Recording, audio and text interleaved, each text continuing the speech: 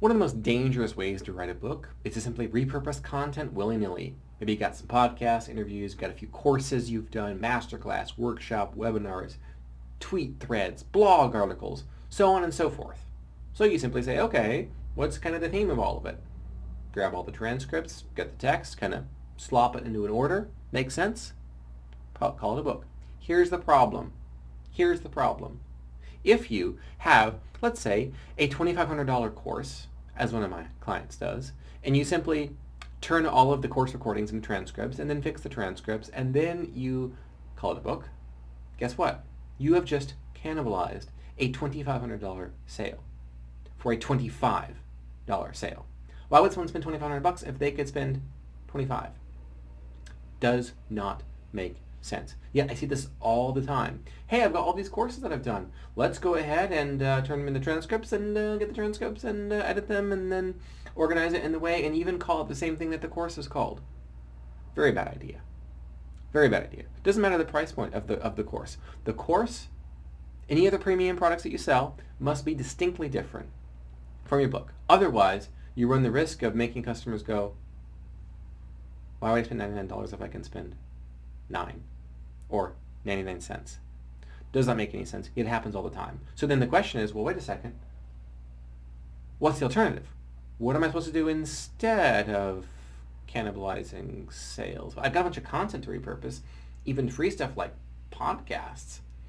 What you don't want to do is just simply say, okay, I've got 12 podcast interviews. Well, what are the theme of each podcast? 12 chapters, 12 different themes. Call it a book. That doesn't really give people a reason to buy it when they can just listen to the podcast for free. And now you run into the same problem again.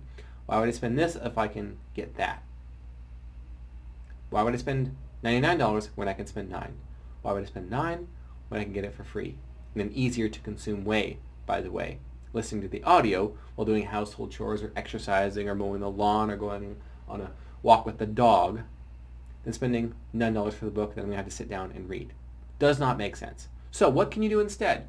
Think about where your readers are when they come to your book, and then where they're going to be afterwards. The most valuable book you can write is the one that gets them ready to buy the next thing that you're going to sell them, whether that is a course, or whether that's a book, or whether that's a service. And you can do this from scratch, by the way. Maybe you don't have any content to repurpose, or maybe a few articles or a few notes you've got, and you don't have the next thing that they would buy after the book.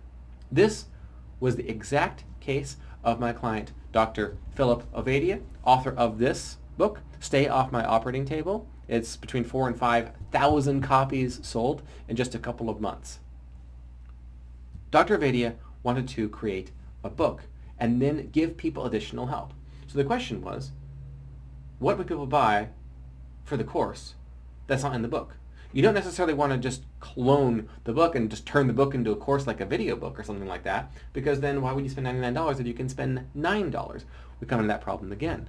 So here's what we did.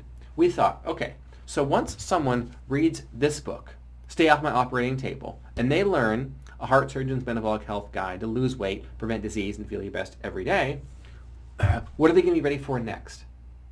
What are they going to be ready for next? Well, when people are going to read his recommendations with the shopping lists and the health trackers and the activity trackers and all these things that you need to be keeping track of in order to sustain his advice long term, we thought, that's what people are ready for. When people are done reading his book, they're going to say, wow, I wish I could make it a lot easier and more sustainable to implement all of Dr. Ovadia's advice. And that is what we did. I'm going to show you something here. Pull it up on my mobile device. This is the course upsell that I created. As you can see, Dr. Philip Ovadia's Metabolic Health Tracking System. This action guide is a companion to Dr. Ovadia's Stay Off My Operating Table. Listen to this. The activities, spreadsheets, trackers, shopping lists, food guides, and downloads in this course help you quickly, correctly, easily, and sustainably follow Dr. Ovadia's metabolic health advice. And then, of course, as every sales page should have, a bullet list of all of the things that you get when you buy the course. $99. We didn't have to create anything new. We simply looked at what was inside of Dr. Ovadia's book here and said, what are people going to be ready for next? And we thought, implementing all of his advice the easy way. So for example, there's several metabolic health marketers Dr. Vadia says that you should be tracking for optimal metabolic health. You have to remember those. You have to write them down. You have to do something with them. What if we turn it into a spreadsheet that you can open and you could use on a regular basis, and it calculated the numbers for you, and it showed you with green or with red whether or not you were in the range you needed to be or out of the range you needed to be? And what if there were easily printable shopping lists for where you can go to the grocery store, the things you need to buy, and even the meals that you can make? It's all in there in the book. We just simply repackage it into a way that makes it easy for people to buy the book, take action, and get the long-term results. Now, there are other ways that you can lead readers from your book to the next thing up. I'll give you another example. I have a client named Andrew. He teaches people how to do marketing. Well, if you need a book on marketing, that means you're probably going to try to figure out how to do it yourself. What if you don't want to do it yourself? So the book teaches everything you need to know, from email to video to social media to this, that, and the other. And then the next thing is a masterclass that shows you how to vet, hire, train, and manage your own marketing team to do everything in the book for you. It's all there. It's naturally there.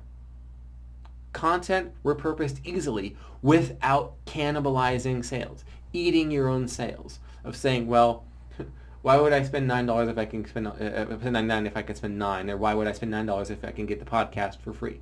This is how you avoid that problem. And if you're willy-nilly repurposing content, you need to be aware of this. Otherwise, you will doom your business, and authorship will have been not just a waste of time, it will be literally throwing your money away.